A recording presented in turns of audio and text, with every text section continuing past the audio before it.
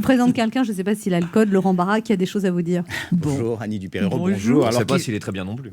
Qu'il soit sauvage ou de compagnie, je voudrais ce matin dédier cette chronique à tous les animaux qui peuplent notre planète. Tous, à l'exception de François, le chat de mon ex-copine, responsable par son égoïsme et sa jalousie, son manque d'humilité, de l'échec de notre relation. Alors attention, Oh, bien sûr, c'est pas de ta faute. écoutez ce que j'ai à vous dire, vous allez comprendre vraiment la souffrance. Au lieu de juger, tout le temps vous jugez. Alors attention, depuis tout petit, j'ai toujours aimé les animaux, hurlant de chagrin devant la cuvette des toilettes, en voyant mon père prononcer l'oraison funèbre de Flipper, mon poisson rouge, acheté 3 jours auparavant. Détestant mon grand-père, après que celui-ci ait cuisiné au curry, avec une pointe de gingembre et un peu de tabasco, Roméo, mon poulet adoptif, avec qui j'avais tellement de fou rire. Mes chers Annie Dupéret, Un poulet adoptif, n'importe quoi. j'avais un petit poulet que mon grand-père a mangé. Tout est vrai, vraiment.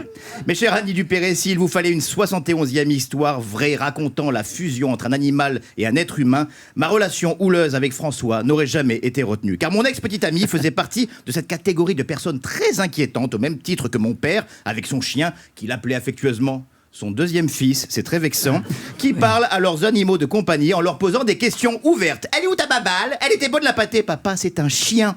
Si un jour il te répond la babale sous le canapé, la pâtée, bouf, appelle les flics.